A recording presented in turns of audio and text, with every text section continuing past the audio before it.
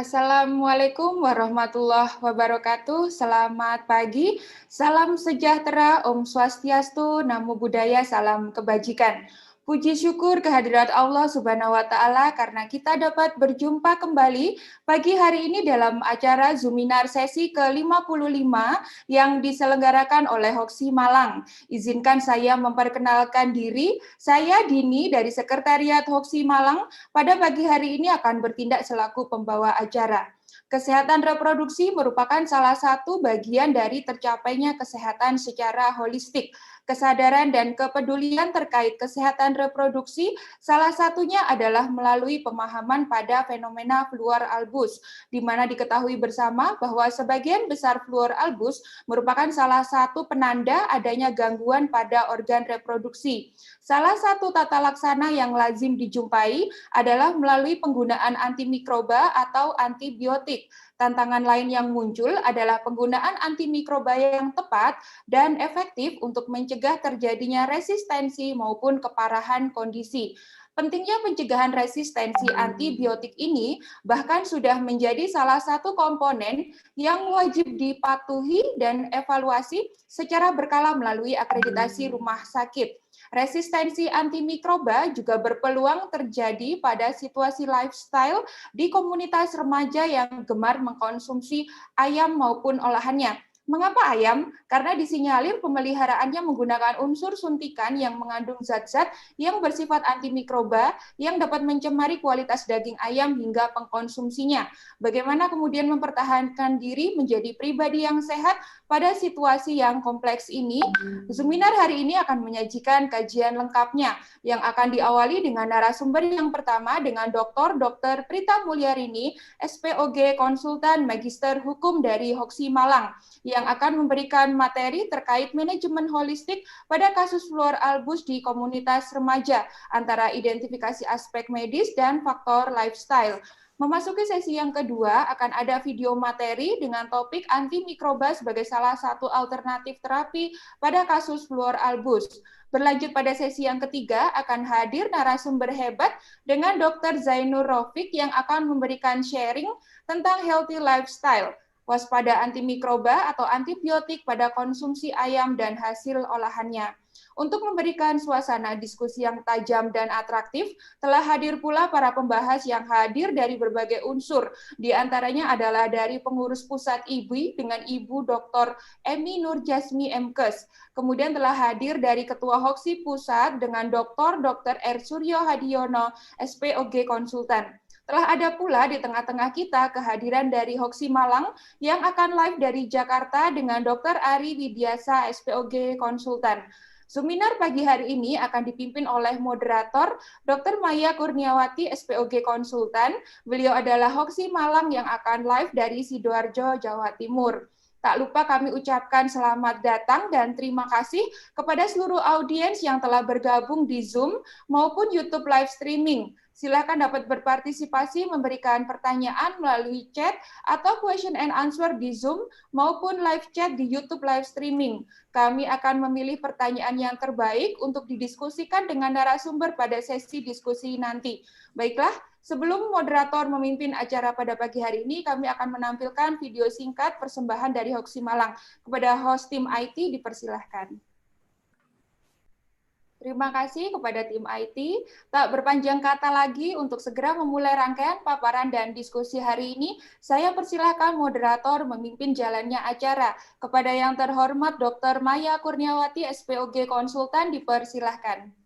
Assalamualaikum warahmatullahi wabarakatuh. Selamat pagi, salam sejahtera, Om Swastiastu, Namo Buddhaya, salam kebajikan bagi kita semua. Tidak terasa pagi ini kita sudah memasuki Zoominar sesi ke-55. Hoksi Malang tetap berkomitmen untuk sharing ilmu pengetahuan, pengalaman, dan juga update dari berbagai tokoh. Seperti yang disebutkan oleh MC tadi, bahwa pagi ini kita mengangkat topik sekitar masalah Flor Albus dan alternatif terapinya. Dan seperti kita ketahui bersama bahwa Flor Albus ini sudah menginfeksi data di Asia hampir 76%, di mana 90% remaja putri Indonesia juga sudah banyak mengalami keputihan. Pada pagi hari ini kita ada dua topik yang akan kita bahas. Jadi yang pertama, bagaimana kita memahami konsep manajemen holistik pada kasus Flor Albus di komunitas remaja, antara identifikasi aspek medis dan faktor lifestyle. Kemudian yang kedua, memahami konsep antimikroba sebagai salah satu alternatif terapi kasus Flor Albus. Di tengah-tengah kita akan hadir pemateri yang pertama, guru kami, Dr. Pirita Mulyarini, SPOG Konsultan MHKes. Kemudian narasumber yang kedua, Dr. Hari Paraton, tapi beliaunya tidak bisa menghadiri, nanti akan di-share video materi beliau. Kemudian pemateri ketiga, Dr. Zainur Rofiq. Untuk pemateri pertama, waktu dan tempat kami persilakan Dr. Prita. Assalamualaikum. Waalaikumsalam warahmatullahi wabarakatuh.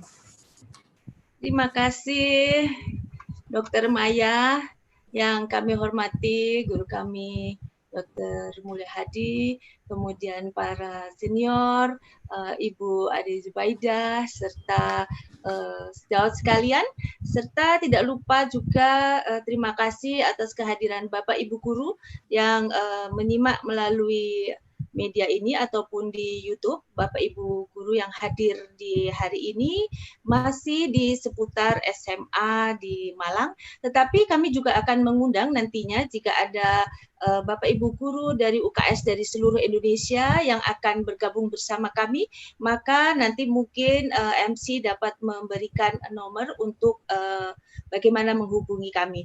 Baiklah Bapak Ibu sekalian, di pagi yang cerah ini kita akan sedikit bicara tentang keputihan atau yang disebut dengan Flor Albus. Izinkan saya share screen dengan manajemen holistik keputihan pada remaja. Jadi kita melihat bahwasanya remaja ini kalau bicara keputihan ini nggak ada habisnya satu sama lain. Jadi bisa bertanya kepada guru, bisa bertanya kepada orang tuanya, bahkan bisa bertanya pada sesama teman. Tapi kalau sesama teman itu kayaknya sikap untuk bertanggung jawab mengenai jawabannya juga kurang meyakinkan, jadi lebih banyak ke arah curhat sesama teman. Jadi memang remaja kita ini sebenarnya harus mempunyai informasi, memiliki akses untuk fungsi, peran, dan proses reproduksinya yang baik bagaimana. Memang baiknya mendiskusikan dengan orang tua, tetapi kita tahu bahwasanya orang tua di era sekarang ini memang banyak yang super sibuk. Tanya pada guru di UKS adalah satu hal yang sangat baik, tetapi mungkin juga terhambat dengan adanya waktu untuk jam konsultasi. Sehingga apa yang mesti dilakukan jika ada masalah itu adalah sesuatu yang harus mungkin kita wadahi dengan wadah-wadah media sosial. Nah, ini memang kita harus mengatakan pada anak-anak kita untuk hati-hati jika bertanya pada teman.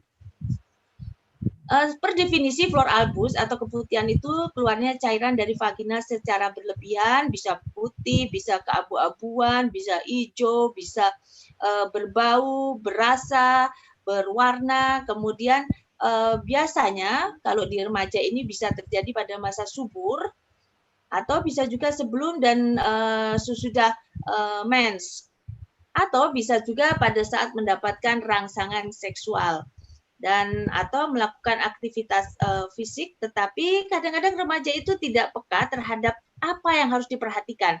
Dia hanya peka pada waktu keputihan itu menjadi gatal, jadi menjadi berubah rasa. Tetapi kalau untuk perubahan warna itu mereka kurang aware. Secara fisiologis itu memang keputihan itu tergantung dari usia ya. Prepubertas ini memang banyak. Kemudian yang eksesif yang banyak itu biasanya terjadi pada kalau remaja tersebut memang belum hamil, memang adanya rangsangan-rangsangan seksual. Kemudian secara patologis yang secara non-infektif itu bisa karena iritasi, antiseptik, bat aditif. Nah, ini kita melihat bahwasanya faktor dari non-infeksi ini adalah lifestyle. Sehingga bisa kita katakan bahwasanya keputihan itu bisa merupakan penyakit-penyakit yang merupakan lifestyle. Bagaimana sabun, kemudian bagaimana juga pemutih. Kadang-kadang anak-anak juga mulai ikut-ikut ibunya menggunakan pemutih, dia ikut. Kemudian memakai antiseptik yang selalu dipakai setiap hari. Atau juga adanya foreign body, yaitu sesuatu yang dimasukkan ke dalam situ. Bisa kalau di luar negeri memang adanya tampon. Tetapi kalau di Indonesia ini sangat jarang. Kalau remaja usia sekolah ya, kalau SMA memang belum di mana mereka belum menikah memang jarang ya faktor ini.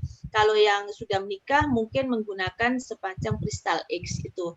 Kemudian ada juga gynecological condition, misalnya memang ada kondisi-kondisi lain yang patologis.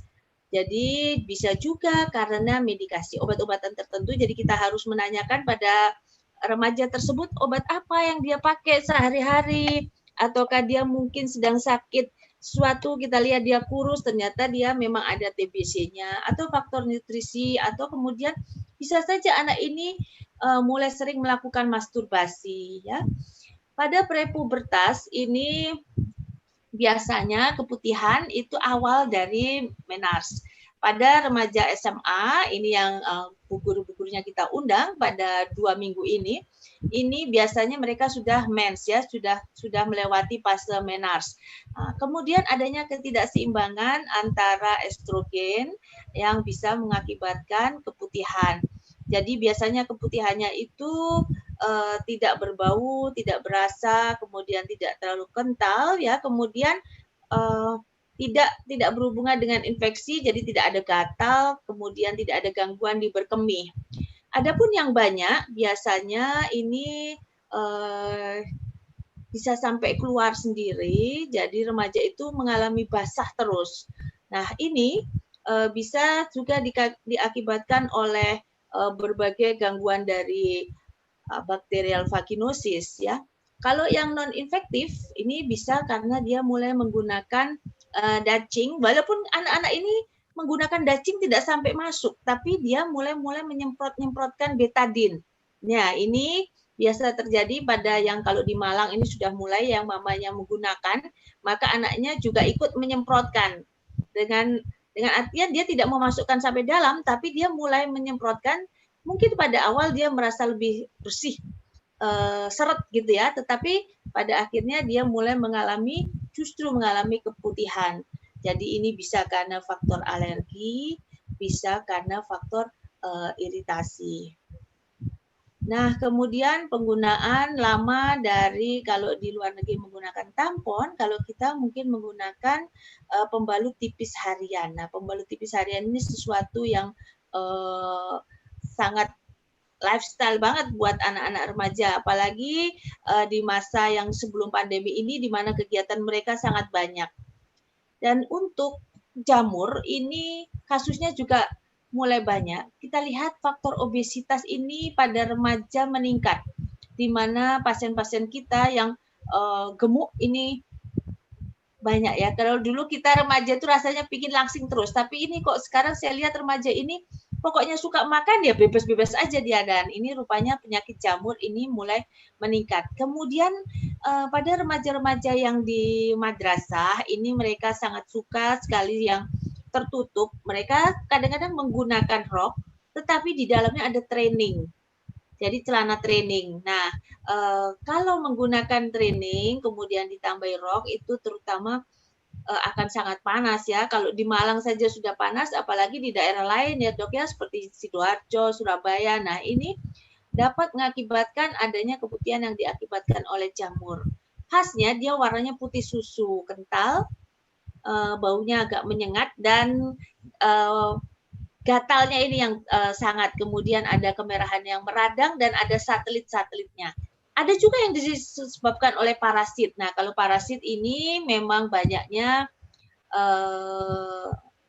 biasanya tidak berhubungan dengan gemuk tidaknya seseorang, tetapi lebih ke arah bagaimana lifestyle, misalnya senam. Senam ini yang biasanya dipakai bersama itu adalah anduk. Lupa membawa anduk, pinjam ya anduk, karena tidak mungkin juga kita memakai baju kita sementara badan kita basah, atau bibir kloset yang kurang bersih. Kita lihat bahwa kebanyakan kloset toilet di toilet umum di tempat layanan publik itu belum mempunyai pembersih khusus untuk bibir kloset ya. Ini keputihannya berbuih. Dia lebih khas dengan berbuih, baunya anyir.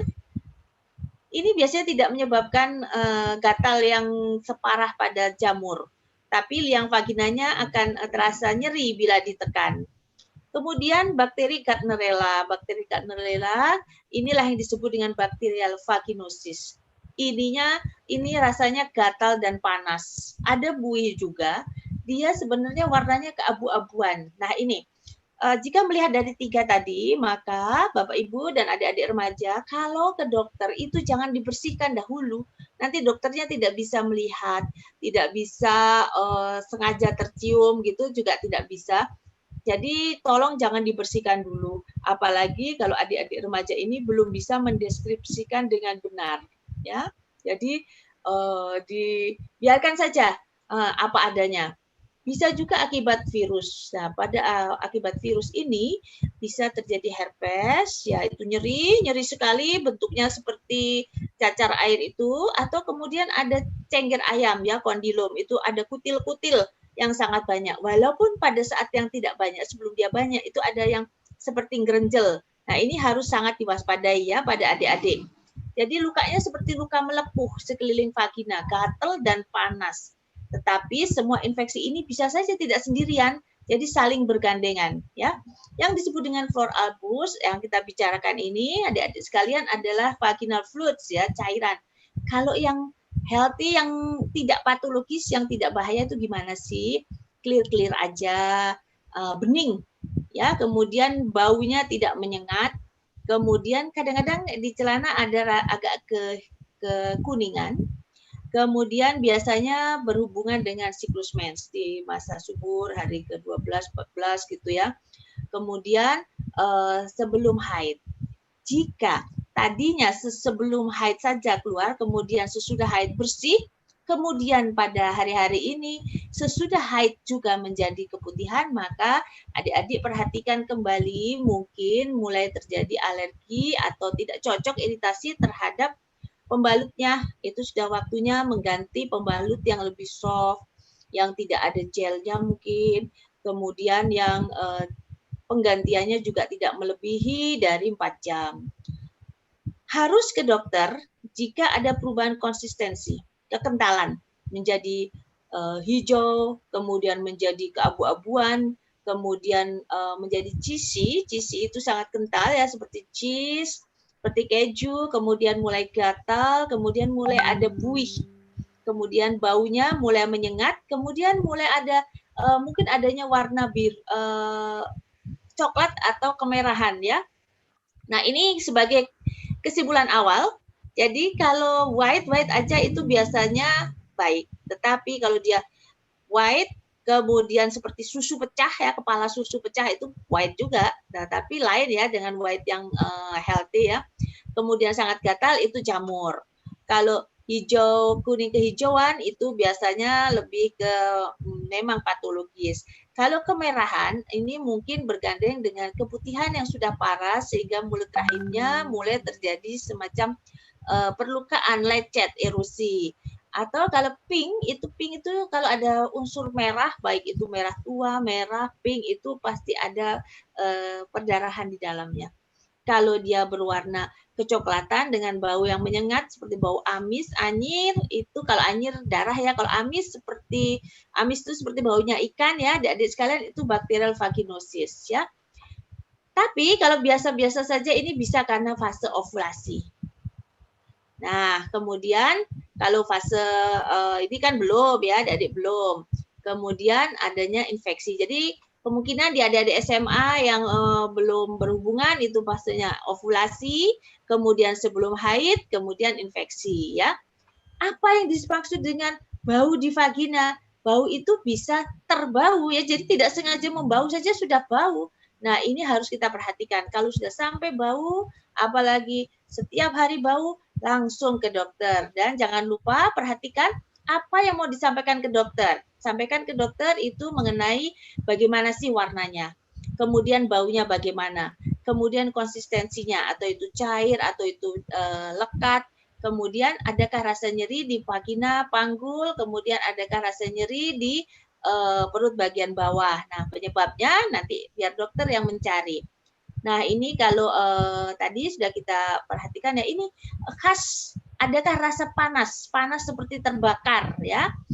Nah, ini ada satu lagi yang sangat berbahaya karena dia dapat menyebabkan kemandulan, yaitu keputihan yang hampir setiap hari ada. Ini biasanya terjadi pada 75%, kemudian ada bau, pipisnya tidak sakit, pipisnya sangat sakit, kemudian mulai ada nyeri di daerah dubur, kemudian dia menyerikan juga pada di daerah perut dan punggung belakang, kemudian kadang-kadang ada demam atau rasa mual, kemudian hilang sendiri. Nah, ini kalau ada yang sampai begini, tolong adik-adik segera bilang sama orang tuanya untuk segera ke dokter, karena ini ada kemungkinan ke arah klamidia yang dapat mengakibatkan kemandulan ya. Ini juga Bapak Ibu guru yang berada di UKS untuk segera mewaspadai karena Indonesia angka klamidia tinggi. Kalau jamur aja masih tidak apa-apa. Jamur itu masih sering terjadi dan berulang tetapi tidak berbahaya sampai ke atas ya. Pada yang sering keputihan, usahakan untuk selalu membersihkan keputihan. Kemudian cara cebok. Cara cebok itu pakai sabun dulu, tangan disabun, dubur disabun, diguyur, kemudian membuat sabun lagi, kemudian dari depan ke belakang, tangannya dari belakang paha, dari depan ke belakang, tidak ke bola kembali, kemudian diguyur, kemudian dikeringkan. Nah, ini kadang-kadang mengkeringkannya adalah dengan tisu yang rontok di organ kemaluan. Nah, itu jangan. Bawalah anduk kecil atau tisu yang tidak mudah rontok, tetapi tisu tersebut juga cukup gentle ya. Kemudian memakai celana dalam yang berbahan yang ventilasi bagus, ISIS ya. Jadi mungkin bisa katun. Nah, penyebabnya bisa saja penyebabnya karena vagina normal flora di vagina yang berubah. Loh, kok bisa berubah? Karena apa? bisa karena faktor hormonal yang tidak balance. Faktor hormonal yang tidak balance biasanya karena makanan. Kemudian bisa karena pH, keasaman dari vagina yang berubah. Loh, kok bisa keasaman vagina berubah? Cacing bisa merubahnya. Cacing itu pengguyuran yang tadi pakai disemprot-semprot itu tadi ya, adik-adik, Bu Guru.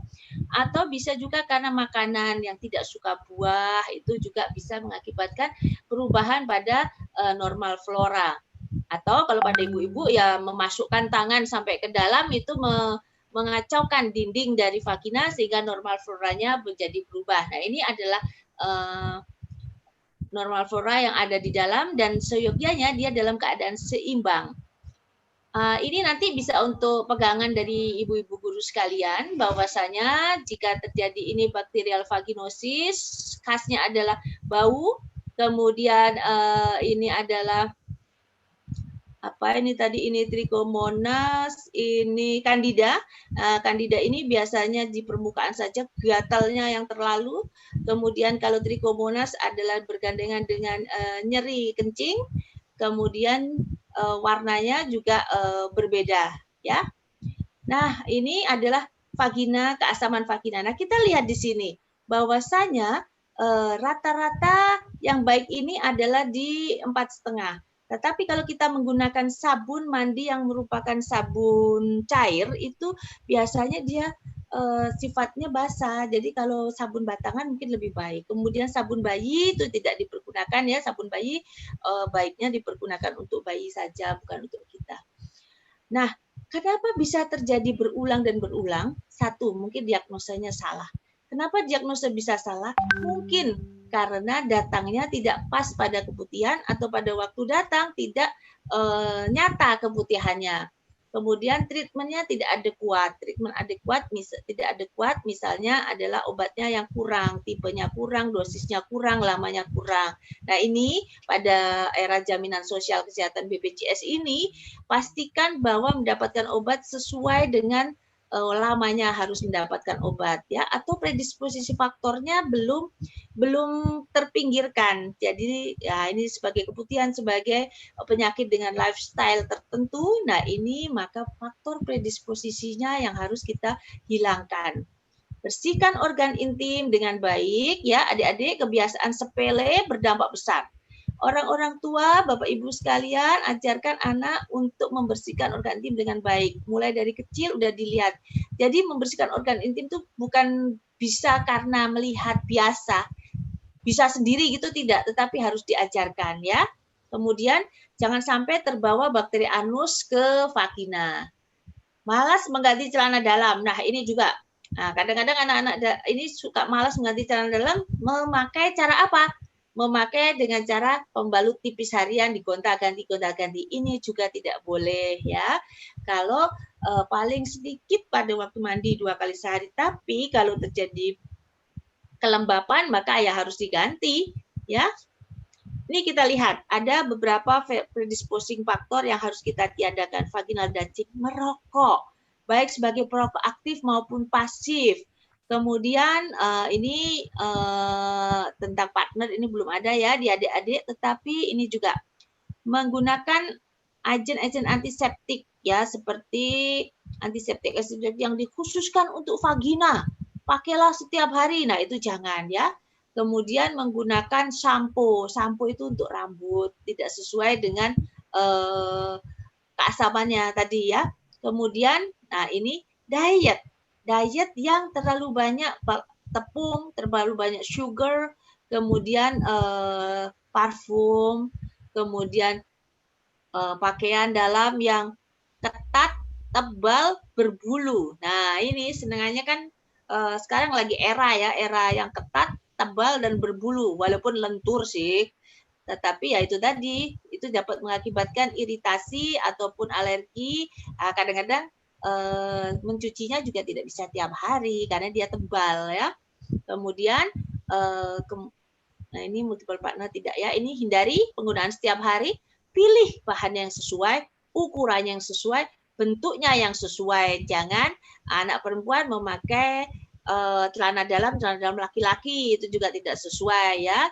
Kemudian pemakaian celana panjang itu sebenarnya tidak terlalu oke karena kita lihat garis duduk di celana panjang itu tidak sesuai dengan bentuk dari organ reproduksi perempuan bagian luar ya. Ini jenisnya. Nah, vaginal dashing jelas tidak perlu karena ini mengakibatkan imbalance vaginal flora. Floranya menjadi tidak balance, kemudian karena dia tidak balance maka meningkatkan terjadinya jamur, dapat mengakibatkan infeksi meningkat. Karena infeksi meningkat dia tambah garuk-garuk maka lokus minusnya tambah meningkat, akhirnya menjadi lingkaran setan ya. Nah, ini juga jangan dijadikan lifestyle ya. Apa ini namanya steaming apa ini kalau orang Jawa bilang apa ini Mbak Dini? Ratus, dokter. Ratus ya, ratus dok. Nah, ini ratus itu juga tidak usah ya karena dia akan merangsang apa pembuluh darah untuk terbuka.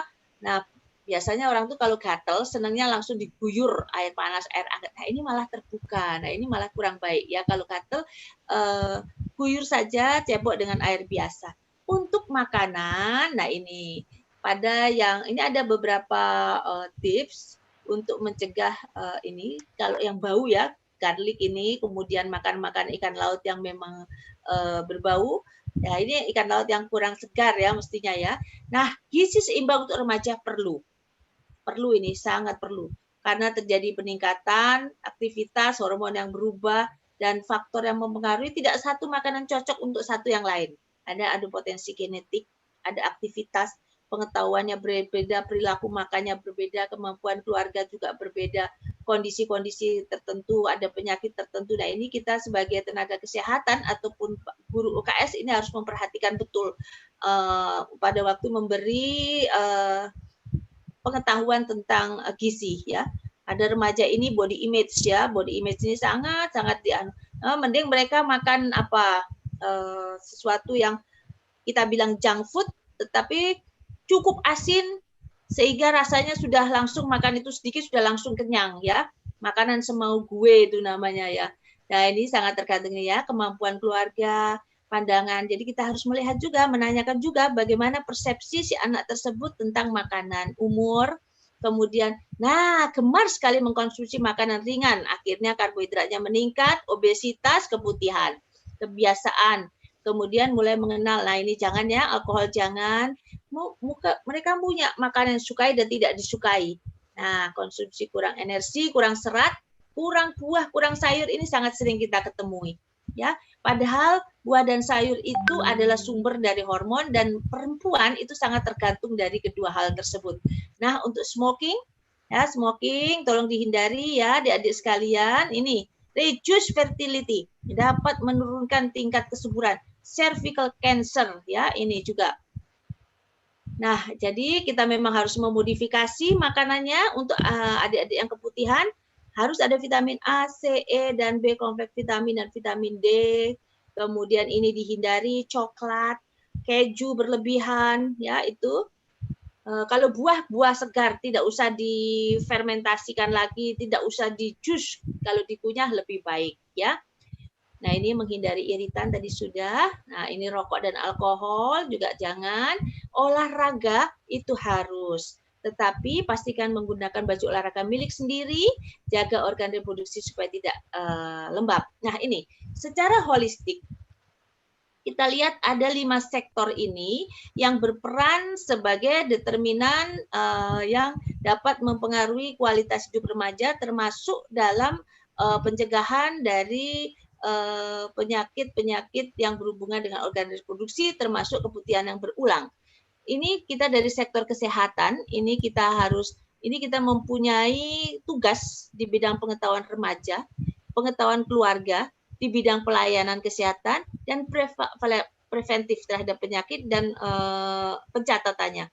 Kemudian bagaimana kita mendekatkan akses kepada mereka. Di dalamnya kita juga terkait dengan pola makan serta ketersediaan informasi, itu tugas kita. Jadi memang cukup banyak tugas kita. Dan kemudian ini di bidang ibu guru dari bidang distrik ya, bagaimana pengetahuan anak didik, pengetahuan dengan keluarganya, ini dengan perkumpulan orang tua murid, nilai-nilai dalam masyarakat. Nilai-nilai dalam masyarakat ini kita gali dan kita masukkan ke dalam anak-anak ini norma-norma yang baik, norma-norma agama, norma-norma di lifestyle yang baik, kemudian kepribadian remaja ini. Jangan sampai mereka mempunyai kepribadian yang kurang baik. Bisa juga kebutuhan kronis ini mengakibatkan minder yang berkepanjangan. Nah, ini juga bahaya ya. Kemudian sosial ekonomi keluarga kita perhatikan, kemudian akses itu mohon dibantu juga dari Bapak Ibu UKS. Kegiatan remajanya bagaimana menyediakan kegiatan remaja yang baik, bermanfaat, tetapi juga menyediakan ruang untuk membersihkan diri secara bagus, bersih, kemudian ketersediaan informasi. Dan ini kita lihat dari faktor dari sosial ekonomi. Nah, ini tentu saja dari masyarakat ya, sesama kita masyarakat, kita juga anggota dari kesehatan, kita juga anggota dari masyarakat. Kita juga harus melakukan peningkatan pengetahuan remaja, kita harus melihat yang sosial ekonominya kurang, bagaimana kita bisa membantunya, kemudian bagaimana kegiatan remaja yang bisa mungkin dapat mengakibatkan gangguan di organ reproduksi, itu kita bantu untuk meminimalisir ketersediaan informasi dan perlindungan. Dan untuk di pemerintah daerah, mereka bertugas dalam hal pengetahuan remaja, keluarga, kepribadian remaja, serta pelayanan kesehatan, serta melihat kegiatan remaja dan ketersediaan informasi dan perlindungan. Adapun keluarga, kita juga punya keluarga, kita bekerja. Jadi kita ini di beberapa sektor ya, keluarga iya, kesehatan iya, pendidikan juga bisa iya, pengetahuan, kepribadian, nilai-nilai, kemudian bagaimana mendekatkan akses. Jangan kalau ada anak kita yang keputihan, biasa mama juga keputihan, nah itu jangan. Kalau mama sudah punya anak, masih lumayan. Nah, remaja kita ini ya, pola makan diatur, dari kecil dibiasakan makan buah sayur. Kegiatannya, kalau kita lihat anak kita pulang sore, bawakan celana dalam, jangan dibelikan pembalut tipis harian, ya. Kemudian ketersediaan informasi dan lindungi anak kita. Kalau perlu kita melihat kemana dia, dan itu kita jaga terus. Jangan sampai juga dia mengkonsumsi tontonan-tontonan yang mengakibatkan peningkatan dari aktivitas perilaku seks ya. Mungkin dia mulai masturbasi, nah ini sangat buruk dampaknya. Jadi ini semua berpengaruh di perilaku, pengobatan, gizi, pencegahan dan lingkungan. Ini akan meningkatkan kualitas hidup remaja, dan kualitas hidup remaja adalah kualitas hidup anak-anak kita. Dan konsep perilaku pada remaja, sama keputihan tadi, dapat disebabkan oleh perilaku tertentu, perilaku yang tidak sehat. Maka kita harus memberikan informasi yang dapat diakses ini, informasi yang merugikan ini kita minimalisir. Substansi merugikan yang mudah didapat, misalnya yaitu kita lihat apa sih yang dia pakai ini untuk organ reproduksinya. Mungkin dia mulai menggunakan, ma aku mau pakai sabun ini, ma aku mau pakai pewangi ini, ya itu jangan ya. Kemudian nilai-nilai sosial, bagaimana mereka, kalau di tempatku ini harus menggunakan celana ketat ini, harus menggunakan legging begini, di dalamnya sudah pakai celana panjang, pakai legging, nah itu ya. Atau faktor yang kemiskinan.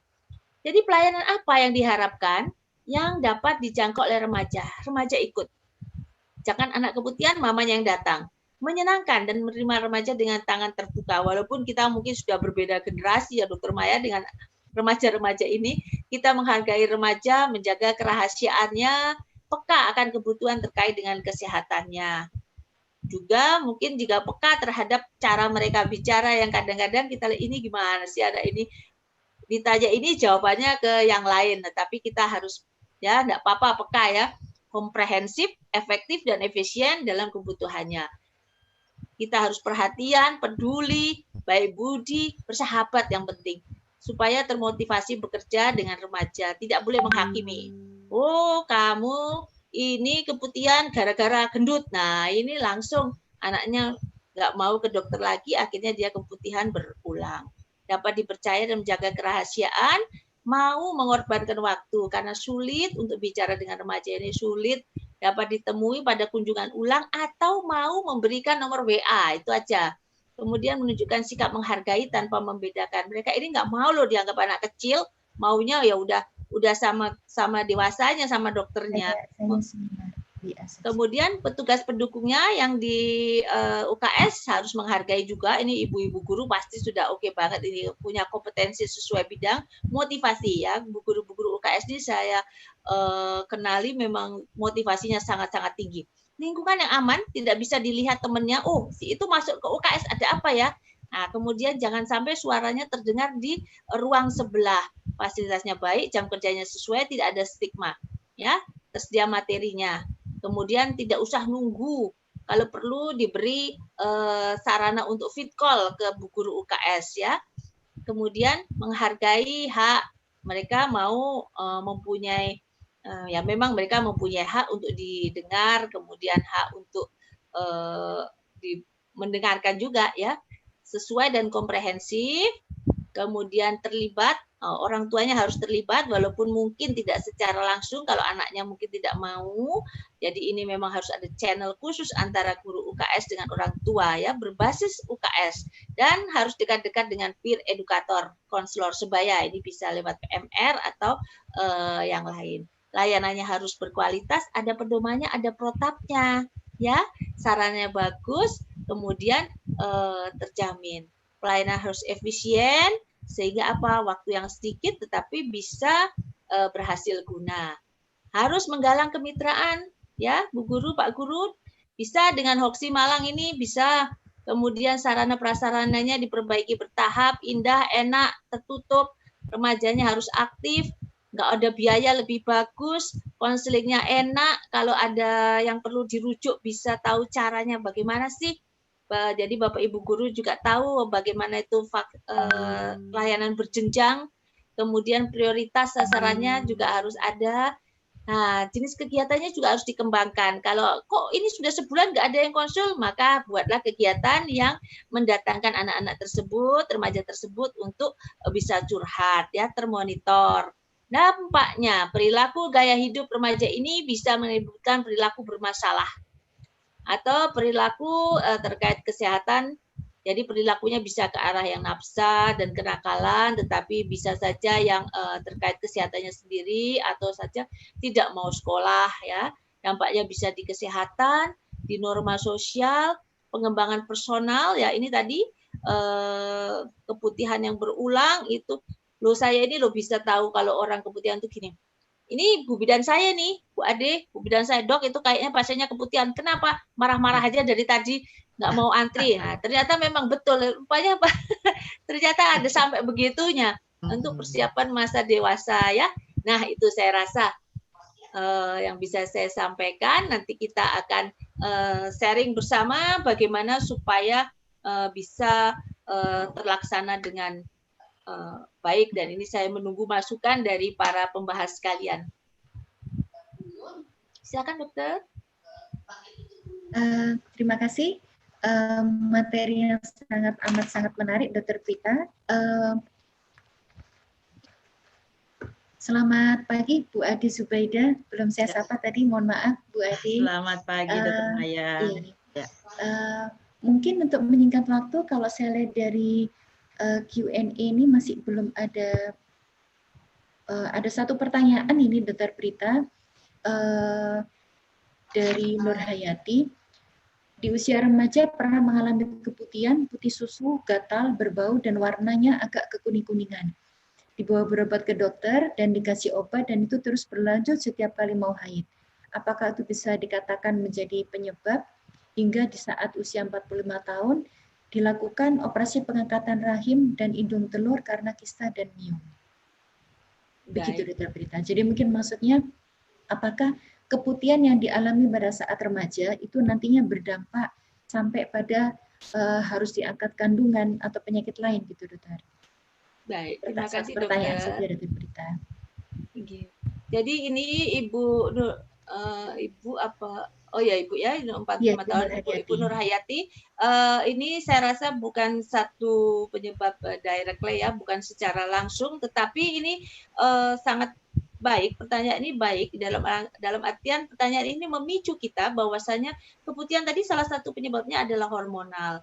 Kemudian miom, kista itu juga sangat terkait dengan hormonal. Sehingga remaja dengan gangguan keputihan di masa remajanya itu sangat baik untuk selalu melakukan pemeriksaan screening.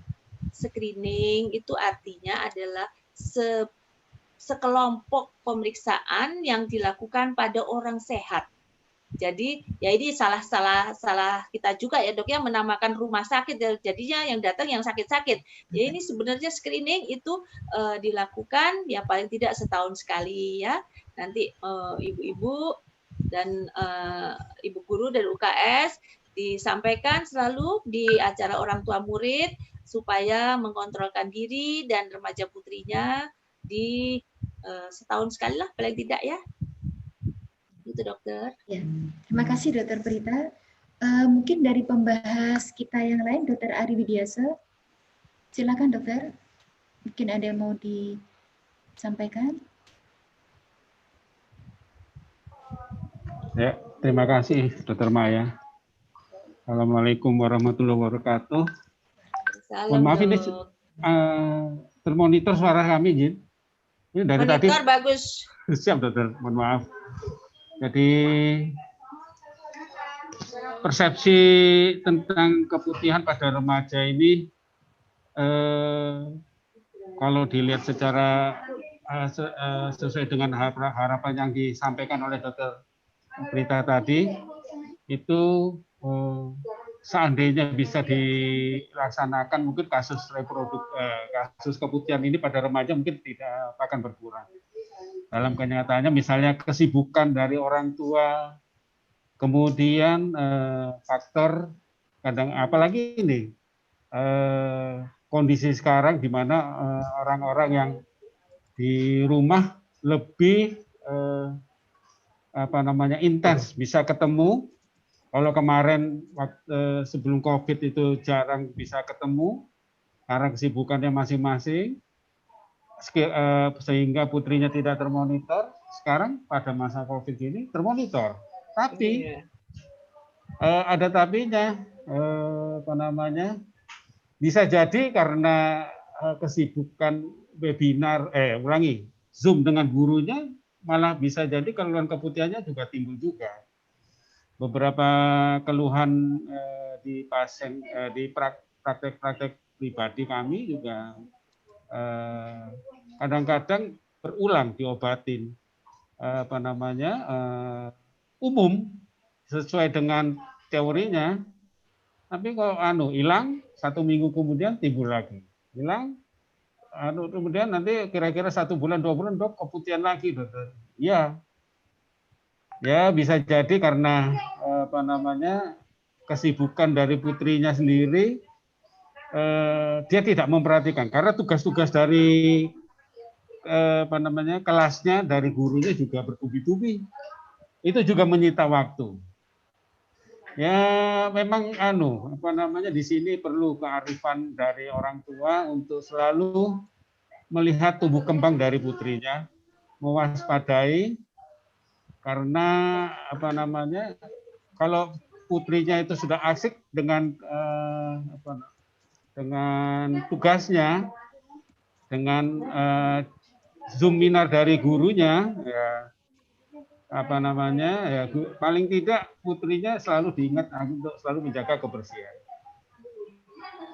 Itu dokter yang biasa kami perhatikan dari yang pasien-pasien yang kami selalu mengajukan mana orang tuanya, kita ajak diskusi. Ini di mana? Kalau seharusnya zaman waktu sebelum COVID itu resiko keputihannya ada karena orang tua punya kesibukan sendiri, terus kemudian putrinya punya kesibukan sendiri. Ternyata di masa COVID ini persepsinya tetap ada. Makanya saya bilang ini yang salah di mananya, gitu. Karena orang tua itu merasa ini kalau kemampuan untuk mengajar mereka nggak terlalu bisa ikut campur karena dia pusing lagi nih. Tapi ternyata setelah dibiarkan, ternyata anak itu terlalu sibuk dengan urusannya, dia timbul lagi masalahnya. Memang harus ada kearifan, harus diwaspadai. Kalau misalnya dia terlalu saking terlalu banyak tugas yang diberikan sehingga dia tidak memperhatikan dirinya. Demikian Dr. Prita, itu sebagai wacana. Kita juga harus memperhatikan. Perlu diwaspadai, karena saya juga manggil. Selesai diarahkan orang tuanya, tetap orang tuanya pengobatannya bisa agak lama, muncul lagi kemudian ini mana lagi ini. Itu dokter, terima kasih dokter. Terima kasih Dokter Ari. Iya, ya Dokter Maya ya, betul ya. Ini kayaknya adik-adik ini begitu mengerjakan apa-apa, terus udah duduk aja, mau pipis aja cepet-cepetan, membersihkannya, bahkan mungkin ditahan-tahan karena takut nanti ketinggalan Zoom-nya. Nah, ini juga bisa. Jadi ini penyebab baru ini Dok, yang kita harus mungkin mulai tanyakan juga ini. Tadinya kita nggak aware ke arah situ ya. Ya betul. Malah mau jadi bahan penelitian juga itu. Keputihan itu aku di bidang COVID. Selama masa betul. COVID ini bisa dokter. Terima kasih dokter. Oke Dok, terima kasih Dok. Ya, mohon izin ada satu pertanyaan lagi Dok dari Dr. Ami Yuliati.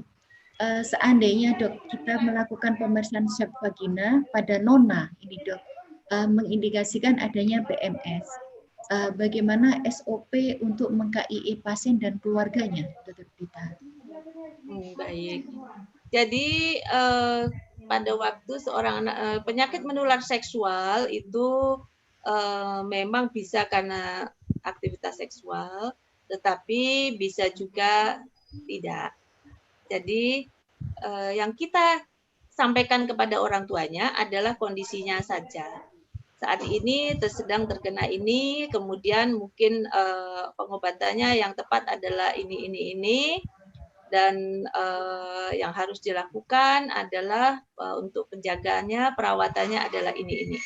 Apalagi jika di situ pada anamnesa, kemudian pemeriksaan fisik ginekologis juga tidak terdapat adanya tanda-tanda telah pernah berhubungan seksual, maka SOP-nya untuk meng-KIE adalah meng-KIE sesuai dengan apa yang ada pada swab dan yang kita lihat. Itu aja saya rasa.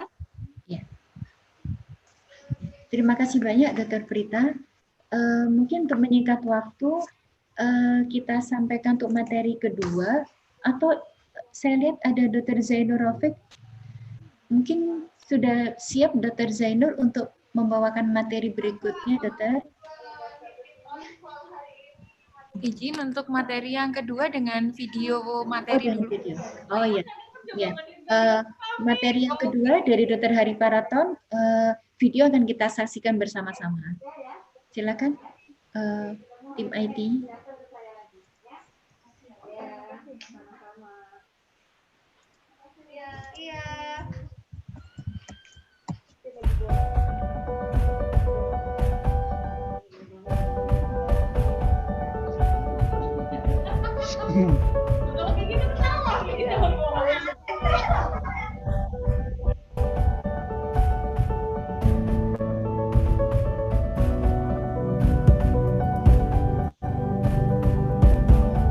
Izin saya menyampaikan beberapa hal terkait ini ya, sambil video berjalan.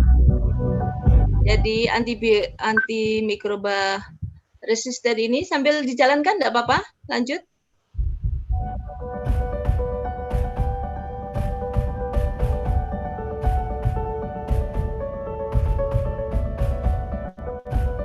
Jadi minggu ini adalah minggu tentang kita melawan resistensi antimikroba. Jan Fleming, penemunya, sudah mengatakan bahwa dengan pemberian mikroba yang tidak sesuai dengan dosis waktu, maka kuman tersebut akan menjadi lebih kuat. Pemicunya antibiotika yang luas, tidak tepat, dan ini adalah beberapa resistensi.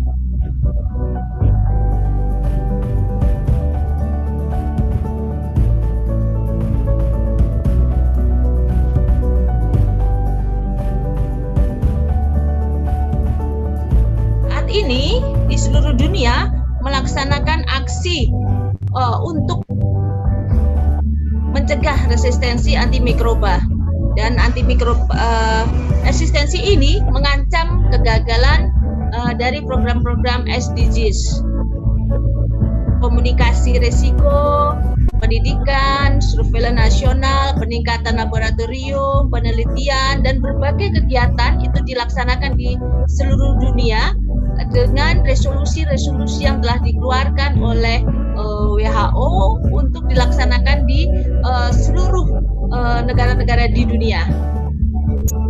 Resistensi antimikroba merupakan tantangan terbesar yang harus dilaksanakan secara multisektor, dan kita mencanangkan di tahun 2020 sampai 2024 rencana aksi nasional resistensi antimikroba dikerjakan secara multisektor.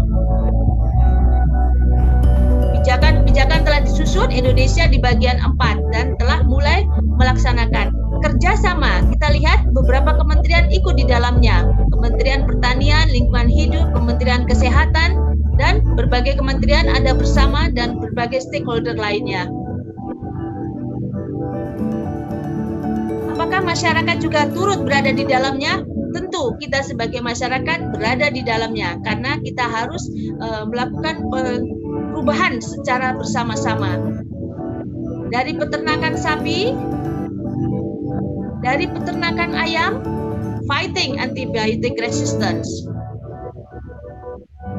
Bagaimana dengan rumah sakit?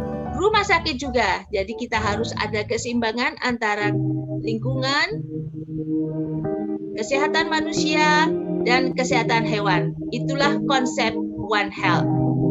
Karena sebagaimana kita ketahui sekarang, pandemi sekarang pun juga merupakan zoonosis. Jadi ada kaitannya antara animal health, human health, dan environment health. Harus ada perubahan secara keseluruhan dari semua aktivitas manusia yang dapat mengganggu. Inilah payung dari One Health. Koordinasi, komunikasi, dan kolaborasi. 3 hal itu harus dilaksanakan secara bersama-sama. Food safety, environment health harus dikerjakan. Dan ini tentu saja akan memperbaiki ekosistem. Dunia kita menjadi lebih baik, agrikultur pun tidak ketinggalan. Jadi tidak hanya di bidang peternakan, tetapi perikanan juga, kemudian pertanian juga.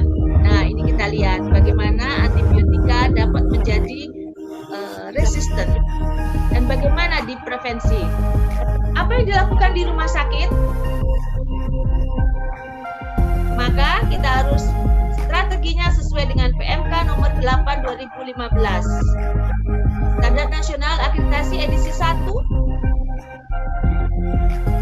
telah menetapkan berbagai elemen PPRA dengan standar melaksanakan pengendaliannya, dan indikator mutunya ada 5 indikator mutu yang harus dikerjakan di rumah sakit. Strateginya telah ditetapkan untuk harus dilaksanakan di rumah sakit. 12 strategi harus dilaksanakan di rumah sakit yang dipayungi oleh kebijakan oleh rumah sakit. Pedoman penggunaan antibiotik telah ditetapkan, disusun berdasarkan konsensus AWARE, Access Group, Watch Group, dan Reserve Group. Panduan penata gunaan antimikroba rumah sakit telah ditetapkan oleh Kementerian Kesehatan. Maka itu harus ada di rumah sakit. Dengan prinsip umum harus ada data-data. Gunakan antibiotik secara bijak.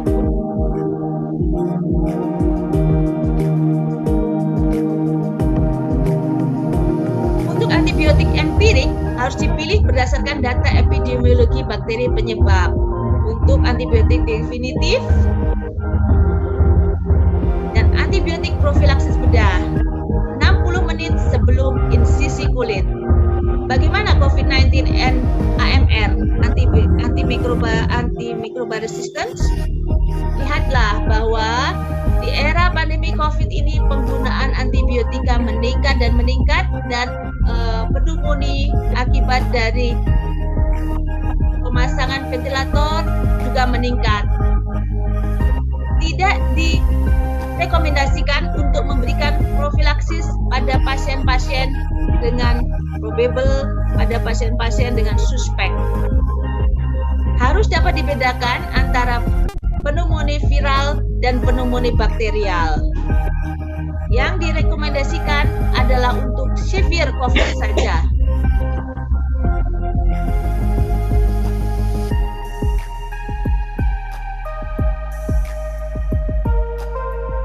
Apa yang terjadi? Hidup menjadi lebih baik, pembiayaan menjadi berkurang, angka kesembuhan meningkat. Rumah sakit pastikan mempunyai peta kuman.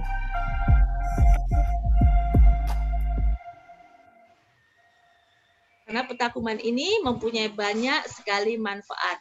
Nah, itulah video yang bisa saya sampaikan. Saya melihat, dokter, saya melihat di sini ada Ibu Mariatul Kiptiah. Ibu Mariatul Kiptiah, dokter, itu beliau dari KPRA. Ibu Mariatul sudah masuk, Bu Kipti? Ada. Baik, secara tidak sengaja ini saya merasa pasti ada Bu Kipti. Mana Bu Kipti? Kita undang ya, Dok? Iya. Silakan, masih unmute Bu Mariatul. Iya, Bu. Ya. Kacang hijau. Halo. Mbak Wahyu. Bu Kipti dari KPRA. Bukan dari puskesmas. Oh, dari puskesmas. Oke, nggak apa-apa deh kalau gitu. Namanya mirip. Mungkin ada pengalaman mungkin, Dok, di puskesmas gimana antibiotikanya? Bu Gimana? Kipti. Iya, ya. Di puskesmas ada antibiotika apa? Antibiotiknya di sini pakai amoxicillin, ampicillin. Kalau orang COVID suspek dikasih antibiotika enggak? Untuk pasien COVID, Mas Amrul, pasien COVID pakai apa di sini, Mas? Antibiotiknya? Ya, Pak? Oh, di sini langsung dirujuk ke rumah sakit untuk antibiotiknya. Oh, iya. Baik, Dokter Maya, saya kembalikan, Dok. Terima kasih atas sharing videonya. Ya. Juga pembahasan dari Dr. Prita yang membantu karena videonya berlangsung cepat, Dok. Jadi saya lebih mendengarkan pembahasan dari Dr. Prita. Terima kasih. Untuk pemberi materi yang ketiga, di sini sudah hadir, saya lihat Dr. Zainur Rafiq. Kalau beliau sudah hadir dengan topi koboynya, mohon silakan Dokter untuk memulai materi yang ketiga. Masih unmute, Dokter?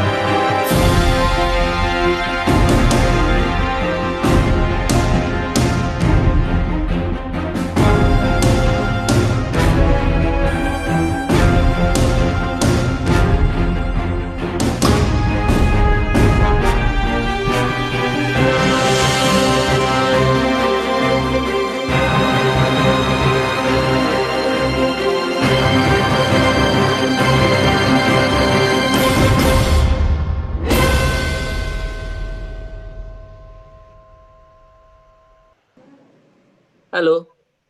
Ya. Halo, sudah connect ya? Sudah, Dokter. Oke deh. Oke. Bisa untuk waktu saya ini? Iya. Silakan, Dokter. Waktu dan Oke. tempat untuk Dr. Zainur. Ya. Assalamualaikum warahmatullahi wabarakatuh. Waalaikumsalam. Selamat pagi, salam sejahtera untuk kita semua. Saya kapasitasnya kan peternak, jadi mesti dari sisi peternak deh. ini dengan topik yang diajukan dari Opsi Malang, Healthy Lifestyle, waspada konsumsi daging ayam yang pakai antibiotik dan antimikroba. Sejawat semua dan saudara sekalian yang saya hormati,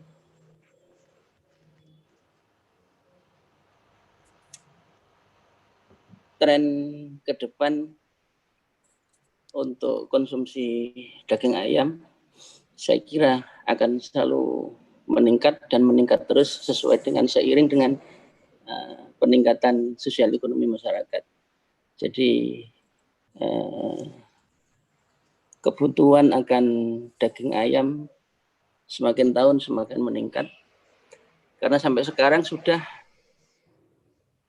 mencapai kurang lebih sekitar 1.000 ton setiap bulan untuk wilayah Jawa Bali, belum yang daerah yang lain. Nah, ini jadi tantangan sendiri untuk para peternak penyedia daging ayam. Dan yang apa yang disampaikan oleh Dr. Prita tadi tentang kemungkinan resistensi terhadap antimikroba atau penggunaan antibiotik itu sudah diantisipasi oleh para peternak. Jadi begini ya, era 2010 sampai 2020 ini ada perkembangan yang menarik untuk peternakan ayam karena yang semula kalau persepsi publik tentang peternakan ayam itu yang kandang open. Jadi sebagian besar di era 2015 ke bawah itu semua kita mengkonsumsi daging ayam yang dihasilkan oleh kandang open. Nah, kandang open ini yang selalu punya problem di lingkungan, ya, karena ada limbah-limbahnya yang banyak. Kemudian perkembangan berikutnya, jadi kandang itu ada 3, kandang open, kemudian kandang close, yang ketiga kandang close yang full automatic, jadi sudah digital. Yang pertama kandang open, ini sudah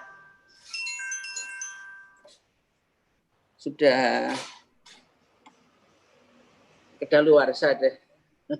Yang kedua kandang yang close semi otomatis.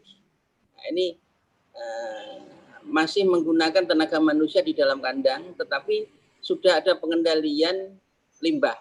Artinya limbah minimal seminimal mungkin. Yang ketiga kandang yang 100% sudah digital, sudah otomatis. Jadi sudah tidak ada manusia, nggak ada intervensi manipulasi di dalam kandang. Mulai dari day old chick in sampai panen, nggak ada tenaga manusia di dalam, full automatically. Jadi semua sudah dijalankan oleh mesin. Nah, ini contoh yang sekarang kita kembangkan kandang close di Tuban. Ini kapasitas 300.000 ekor, menempati areal 2 hektar.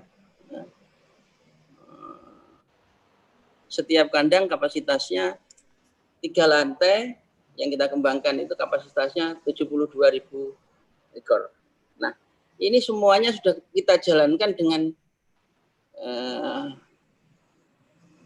mesin, sudah tidak ada pakan, misalnya jatah dalam 1 hari 10 ton, semua tinggal kita pecet-pecet aja, pakan itu sudah muter sendiri di seluruh kandang. Begitu juga air minum. Air minum yang dikonsumsi oleh ayam ini sudah disterilkan di luar kandang. Jadi yang masuk ke kandang itu sudah melalui seperti air aqua yang sudah steril semua. Jadi kita sudah merespon dari hulu untuk penggunaan antibiotik dan antimikroba sudah zero, 0 sudah. Karena tidak ada intervensi dari tenaga manusia yang ada di dalam. Nah, saudara sekalian yang saya hormati, ini sebagai respon peternak kepada dunia medis terhadap persepsi ataupun kenyataan yang selama ini dikhawatirkan adanya resistensi antibiotik dan antimikroba.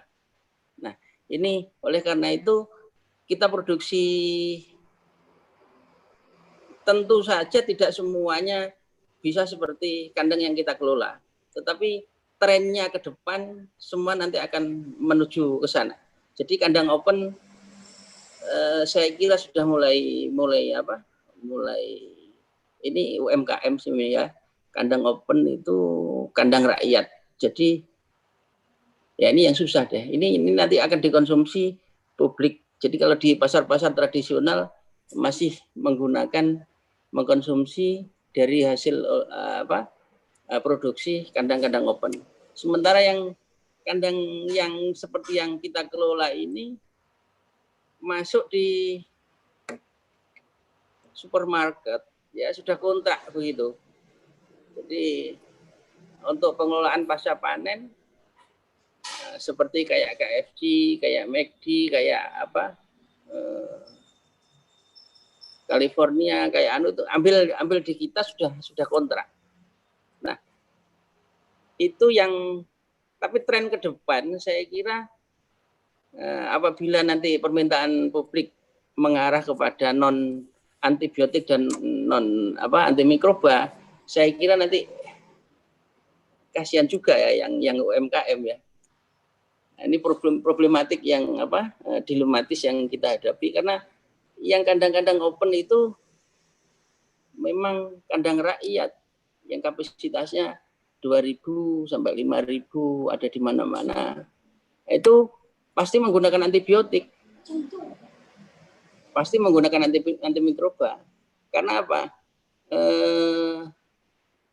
Potensial morbiditas dan mortalitasnya itu di atas 5%. Jadi ayam selama 35 hari itu memang dia selalu ada profilaksis antibiotik dan antimikroba. Kalau tidak, resiko kerugian bisnisnya tinggi.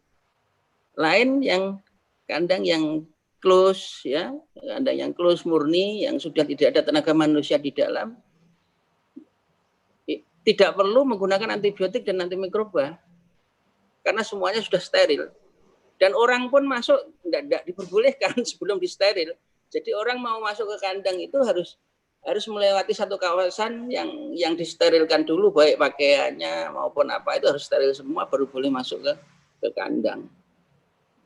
Itu saya kira apa yang menjadi perhatian dari Dokter Prita, teman-teman tenaga medis yang lain yang berkaitan dengan kemungkinan resistensi antibiotik dan antimikroba itu untuk penyediaan dari feedlot atau kandang yang close tidak perlu dikhawatirkan, tetapi yang kandang yang open ya masih perlu ada perhatian dari semua pihak. Saya kira begitu, Dok. Mungkin ada sesuatu yang bisa ditanyakan. Dan untuk petelur juga begitu. Jadi kami juga mengembangkan 60.000 populasi ayam layer ya, ayam petelur. Ya close juga. Jadi harga telur close dengan harga telur yang open beda. Kepaut. Setiap kilonya 1.000 sampai 2.000. Karena yang close itu operasionalnya lebih mahal.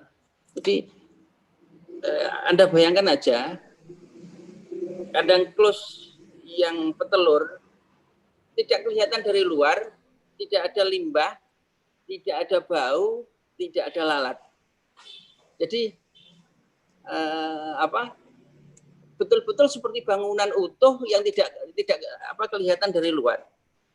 Karena semuanya kita menggunakan teknologi ini sebagian besar kita impor, 80% kita impor.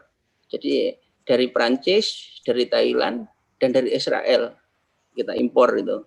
Nah, itu udara di dalam itu kita kendalikan penuh sesuai dengan kebutuhan ayam pada saat itu. Jadi kita misalnya kepingin ada suhu 20 derajat. Jadi kita tinggal main pencet-pencet aja. Kita setel seperti kayak AC gitu. Kita pakai tombol 20 derajat. Nah, kemudian yang tidak kalah penting itu wind speed. Wind speed itu kecepatan angin. Jadi semakin besar populasi yang ada di dalam kandang, maka wind speed-nya harus besar. Nah, kecepatan itu untuk menyedot amonia yang ada di dalam. Itu penting juga. Kalau dia kecepatan anginnya kecil, amonianya besar, maka ayam maupun telur tidak bisa maksimal. Jadi liku-liku itu liku-liku peternak saya kira begitu. Nah, mungkin ada yang mau ditanyakan. Jadi sekali lagi kita sudah zero ya untuk pemakaian antibiotik dan antimikroba untuk kandang close house yang sudah automatic murni.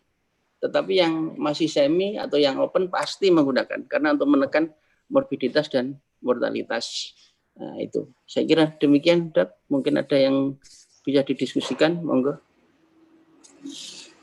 Terima kasih atas materi yang menarik dan tentunya ilmu baru, Dr. Zainur, juga buat saya baru tahu ternyata bahwa ada kandang, selama ini saya bayangkan itu konvensional saja, cuman terbuka atau open, tadi ternyata ada close. Dan mengapa di supermarket itu banyak pilihan juga, telur itu beda-beda itu ya, Dok ya. Jadi ada yang ya betul, iya. Ya. Jadi sudah ada kandungan omega 3 segala macam, itu berarti memang yang menentukan harganya juga karena kualitasnya. Iya. Jadi ada pilihan-pilihan itu. Seperti kan sekarang ada beras organik itu ya. Itu berarti kan tidak ada penggunaan insektisida dan pestisida ya.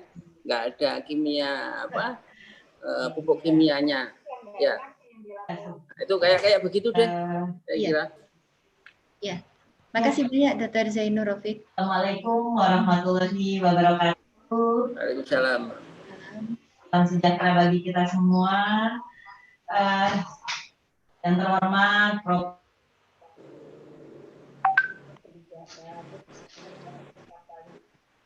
Halo. Dr. Ahmad, nggak usah bawa. Halo.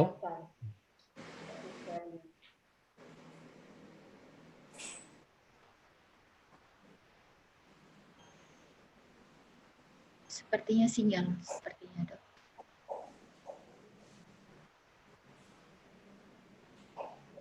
Sambil menunggu, izin Dr. Prita ada satu pertanyaan, Dok.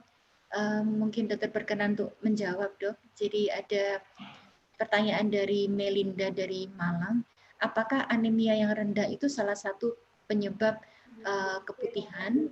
Terus kemudian yang kedua, kain pakaian dalam seperti apa yang aman dan baik untuk dipakai? Apakah ada cara mencuci tertentu serta sabun apa yang aman untuk supaya pakaian dalam tadi tidak mempengaruhi pH dan menyebabkan keputihan? Baik, Dr. Maya. Nanti saya jawab secara tertulis itu. Oh iya, saya akan juga nih ketemu Dr. Zainur Rafiq ini. Halo, gimana kabar? Jadi ini nggak beda jauh sama kamar operasi loh, Dok. Dalam artian itu berarti tekanannya positif di dalam. Jadi seperti di dalam itu kan ada cooling pad atau cell deck. Itu kita impornya dari Turki itu. Jadi ada seperti kayak radiator gitu ya. Radiator itu apa ya? Oh, iya. Radiator itu jadi air yang memutar-mutar ya. Oh, air ya, suhu air ya, yang berarti memutar-mutar di ujung. Kemudian yang ujung yang kutub yang bersebelahan yang jauh ya. Kalau misalnya itu ada exhaust ukuran besar ya, 50 inch. Jadi setinggi manusia. Nah, itu kemudian ada mekanisme digital yang bisa kita atur kecepatan angin dan putaran air gitu. Jadi semakin kita membutuhkan suhu yang dingin, air itu kita putar lebih cepat.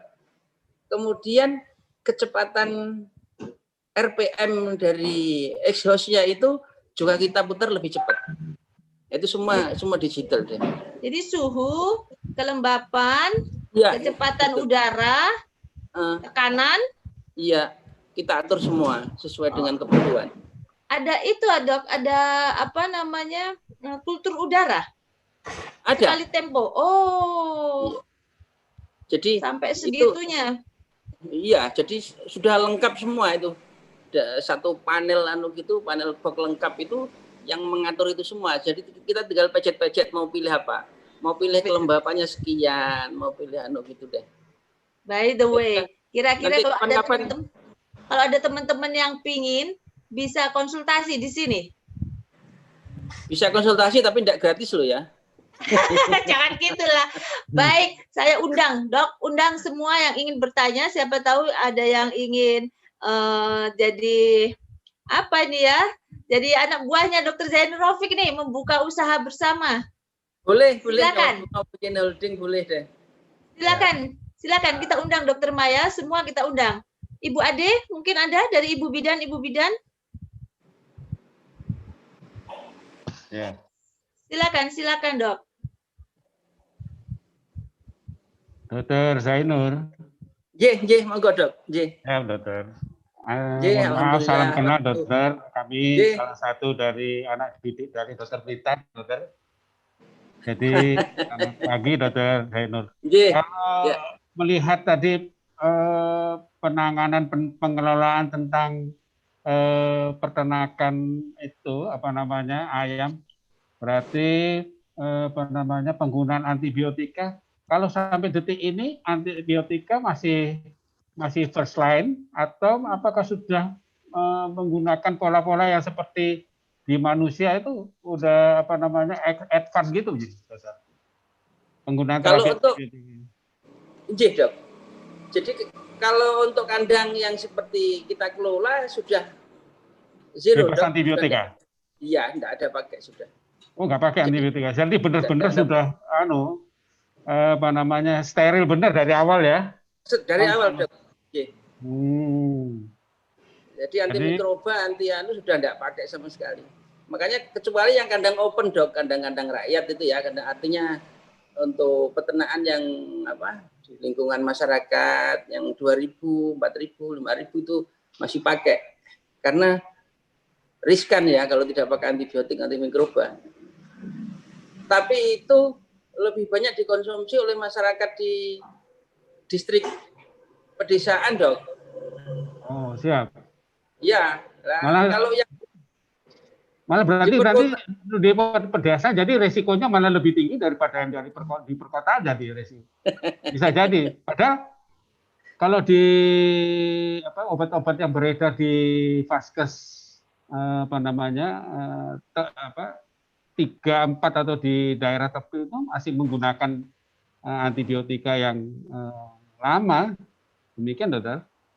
Cuma orang-orang desa kan konsumsinya tidak banyak-banyak, Dok. Tidak seperti Dr. Prita itu semuanya tiap hari kan makan.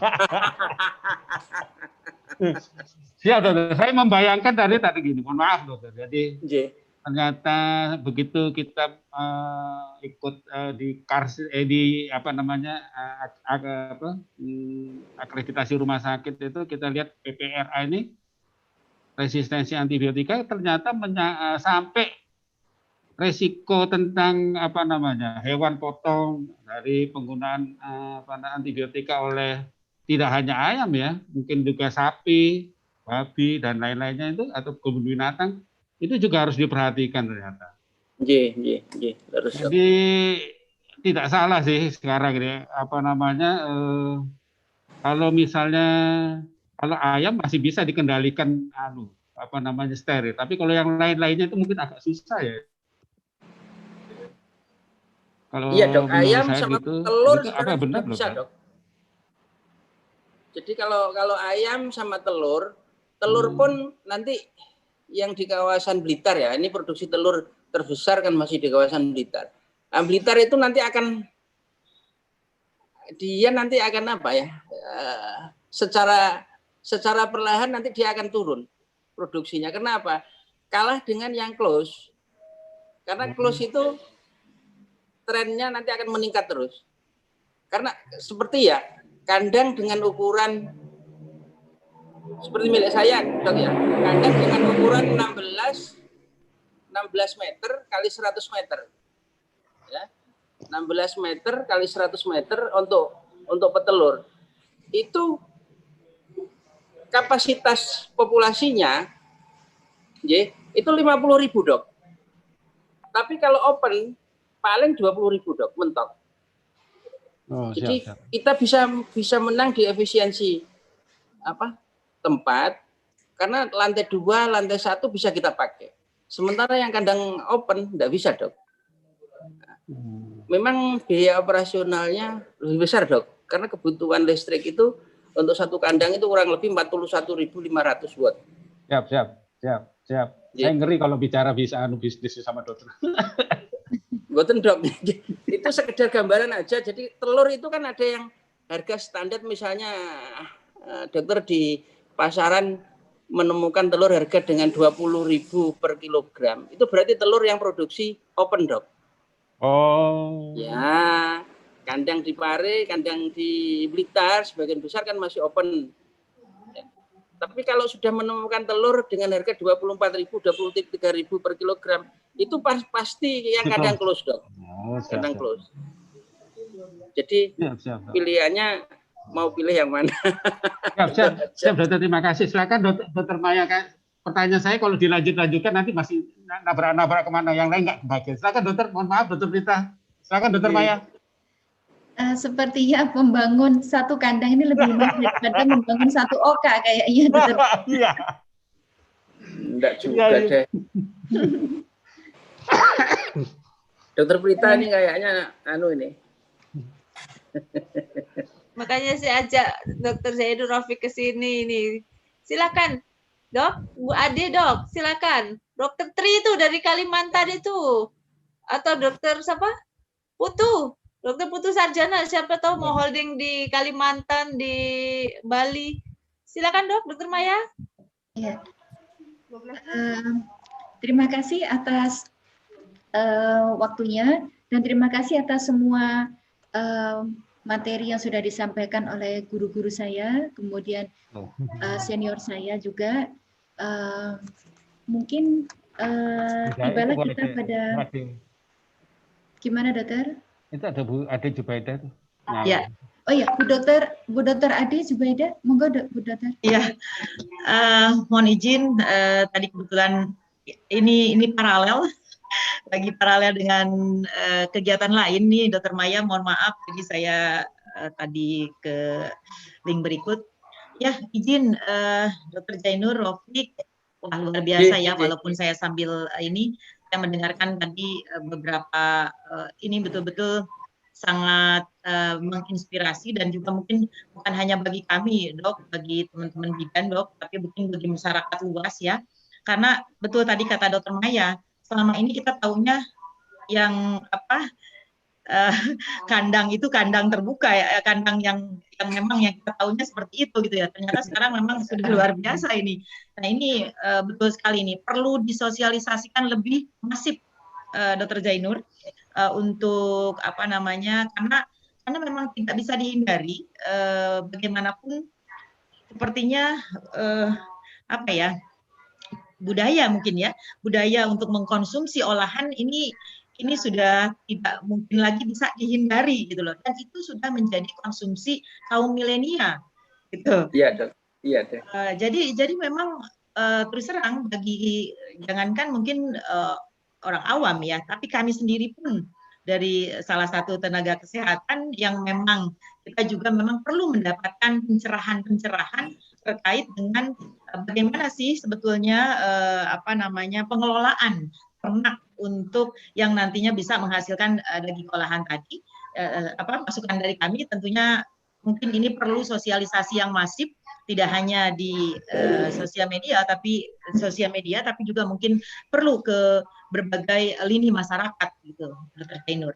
Hanya satu hal, Dr. Zainur, mungkin perlu kami juga mendapatkan pencerahan tadi ya, memilih telur saja. Memilih telur itu yang seperti apa sih yang harus ini terutama saya ya sebagai ibu rumah tangga, mungkin kita tidak menutup kemungkinan yang lainnya yang memang aman gitu, yang aman dikonsumsi. Kemudian juga kita juga dapat mengetahui kalau daging olahan ini yang bebas dari baik antibiotik maupun antimikroba tadi yang seperti apa ya, Dok? Tadi mungkin saya belum mendapatkan pencerahan lebih detail. Oke, Dek. Dokter Maya, boleh langsung jawab?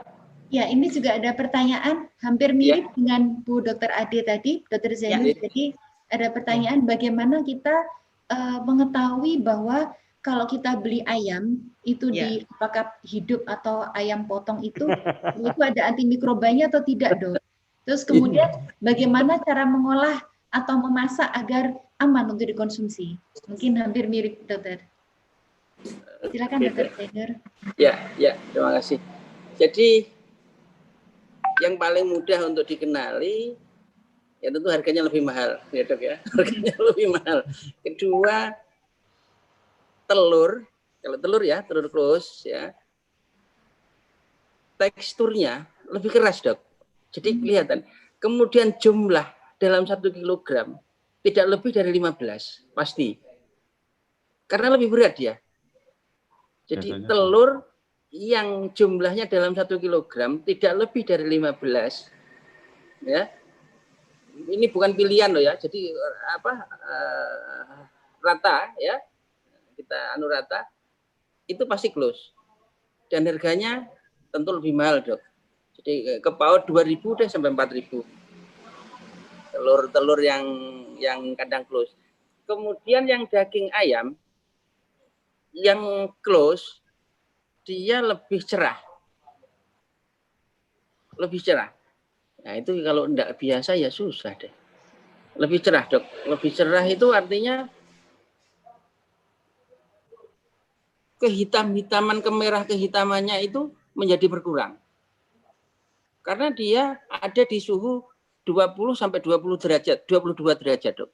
Sampai panen. Jadi gini, umur 1 sampai umur 7 dia butuh suhu 33 derajat. Kemudian umur 7 sampai umur 14 butuh suhu 27 sampai 30 derajat. Umur 14 sampai 27, 14 sampai 21 butuh suhu 25, Dok. Rentang 24 sampai 27. Umur besar, umur 27 sampai panen itu butuh 20 sampai 22 derajat. Nah, ini semua sudah kita kendalikan dengan alat namanya tempron, Dok. Tempron itu untuk mengendalikan kualitas suhu, kecepatan angin, ya, kelembapan dan lain sebagainya itu. Nah, pada saat dilakukan pemotongan, dagingnya lebih cerah, Dok. Lebih cerah daripada yang kandang open. Saya kira itu deh. Ada sesuatu yang mau ditanyakan lagi? Monggo. Berkaitan tadi, Dokter, cara memasaknya supaya aman sama, Dokter?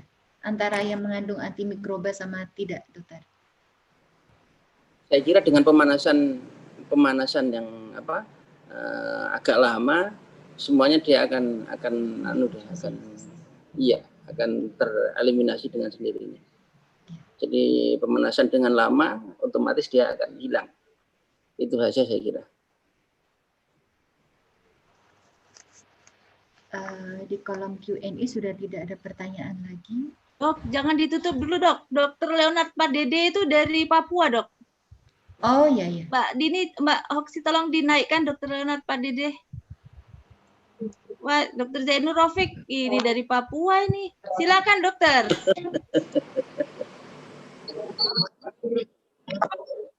Iya, izin, Dok. Izin bertanya, Dok. Iya, Dok. Ini saya lihat tadi peternakan ayamnya luar biasa, sudah dikelola secara teknologi, Dokter. Iya. Saya mau bertanya, apakah ada penelitian yang dilakukan akibat mengkonsumsi. Ini kan banyak beredar yang bukan dokter punya ayam-ayam ya dok, yang seperti di Papua kan saya baru tahu nih, ternyata ada Nanti bikin ayam-ayam dok ya. begitu dan ya siap dokter. Iya, bikin di sana deh di Papua. Apakah ada penelitian itu dok dibandingkan antara dokter punya ternak tadi dengan ayam-ayam yang dijual di pasar yang tidak dilakukan seperti yang dokter lakukan dokter? Efeknya kepada konsumen bagaimana dok? Terima kasih. Ini yang paling berkompeten untuk menjawab ini Dokter Ari sama Dokter Prita deh. yang berkompeten untuk jawab ini Dokter Ari. Iya, Dokter Maya. Baik, Dokter Leonard. Itu kita carikan narsum. Kita carikan narsum untuk pertanyaannya Dokter Leonard ini di sesi berikutnya. Gimana Dokter Leonard? Siap. Susah pertanyaannya siap, ini dok. Izin.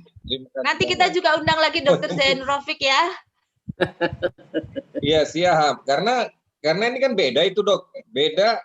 Tadi kan ayam-ayam yang dijual di pasaran itu kan ada ya banyak suntikan hormonnya, ternyata ada antibiotik. Nah, itu yang efek kepada konsumennya itu gimana? Mungkin ada penelitian kah atau bagaimana efeknya gitu? Dibandingkan dengan dokter punya ternak tadi gitu. Karena beda harga, pasti beda harga, perlakuannya beda dengan teknologi gitu. Betul dok. Kalau menurut video tadi sih masih cuma sebatas resisten antimikrobanya menjadi meningkat. Tapi kita memang juga harus lihat dari faktor hormonnya ya dok ya. Mungkin nanti pematerinya bisa dari dokter hewan ataupun dinas peternakan insya Allah. Siap. Terima kasih ya dokter Leonard jauh-jauh. Ya, terima kasih. Salam sehat dok. Salam sehat juga. Sehat. Papua sih begini dok ya. Papua tinggal Dokter Leonard itu bisa waktu jalan-jalan ya. Bisa lihat peternakan ya. Kalau dia sudah menggunakan blower yang cone, cone itu yang exhaust yang besar dok ya, di satu sisi ada, nah, itu berarti close dok. Nah, kemudian ciri berikutnya, kalau dia terpagar rapat, itu berarti dia sudah digital. Jadi kalau dia menggunakan exhaust yang besar tapi tidak terpagar rapat, itu semi. Masih pakai tenaga manusia, ya. Tapi kalau sudah terpagar rapat, kelihatan, nah itu pasti dok itu. Yang close tadi. Iya, close murni sudah. Siap. Dokter boleh pasti lebih sehat lah ya dok ya. Iya. Dokter bikin di Papua dok, boleh dok. Siap dokter. Nah, saya belajar dulu, mesti kunjungan ke dokter dulu nih di mana? Di Surabaya atau Malang nih dok? Tuban dok. Ini Oksi Malang saya undang deh ke Tuban ya? Iya. Siap. Makasih banyak dok, sehat selalu. Iya, terima kasih dok. Oke, Dokter Maya, saya kembalikan waktunya. Ya, terima kasih Dokter Zainur. Dokter Prita ada tambahan dokter? Sampun dok, sampun. Dari Dokter Ari Widiasa mungkin ada tambahan pembahasan dokter? Saya terima kasih Dokter Maya, Dokter Prita, Dokter Zainur, Mbak Dinis dan Dokter senior lainnya. Jadi kalau intinya kan pada dinamika keputihan ini pada remaja putri, kita lihat dengan upaya dari Dokter Zainur itu sebagai salah satu faktor lingkungan yang mendukung terciptanya kondisi penata laksanaan terapi. Jadi dia salah satu lingkungan. Jadi apa itu tadi? Faktor perantara yang tadi disampaikan oleh Dokter Rita tadi itu sebagai faktor pendukung, sehingga membuat menekan angka terjadinya resistensi. Karena kita tahu resistensi akibat penggunaan, terus terang aja kalau datang ke poli remaja putri dengan keluhan keputihan itu pasti di terapinya ya kira-kira kalau di rumah sakit, di klinik-klinik itu tidak dilakukan pemeriksaan swab. Ini kira-kira obatnya iki. Nah, kira-kira obatnya ini, sehingga risiko terjadinya penata laksanaan yang berlebihan akan terjadi sehingga timbul resisten. Padahal lingkungan seperti disampaikan oleh Dr. Zainur sudah berupaya untuk mengurangi pengaruh-pengaruh pada terjadinya resisten. Jadi itu juga dalam penanganan memang pada anak gadis paling tidak kalau dilakukan faktor saat di praktek itu minta dia tolong ditemani sama orang tua paling tidak, karena nanti kalau misalnya kalau ketemu sama Dokter Maya atau Dokter Pita mungkin insya Allah pasien-pasiennya tidak jengah. Kalau ketemu saya pasti jengah pasien untuk mau dilakukan periksa kemudian. Jadi paling tidak karena remaja putri itu menceritakan bentuk dari keputihannya itu tidak gampang amat, sehingga kita juga memberi terapinya, Bu, Dik, kalau nggak ditemenin nanti juga gelisah. Pokoknya ada gap.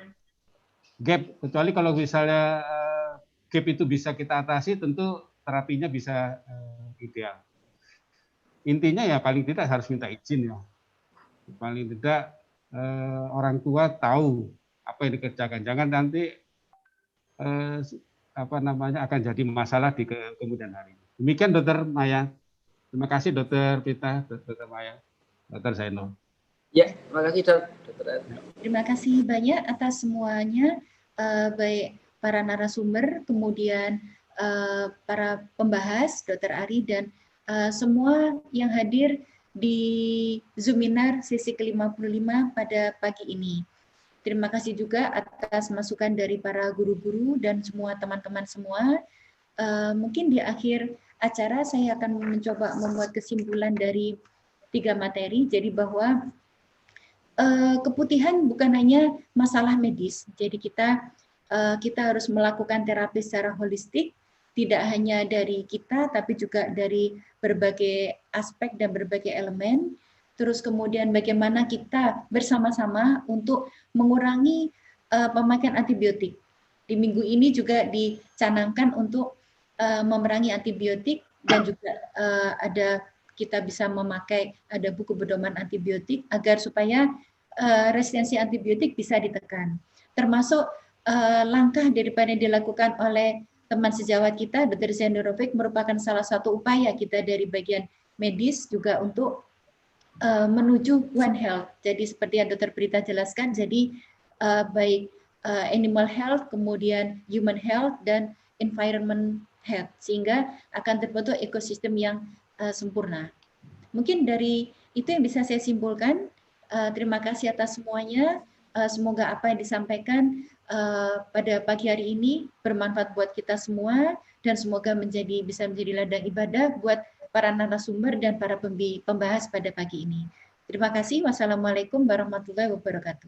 Waalaikumsalam. Ya, selamat deh. Warahmatullahi wabarakatuh. Terima kasih untuk Dr. Maya.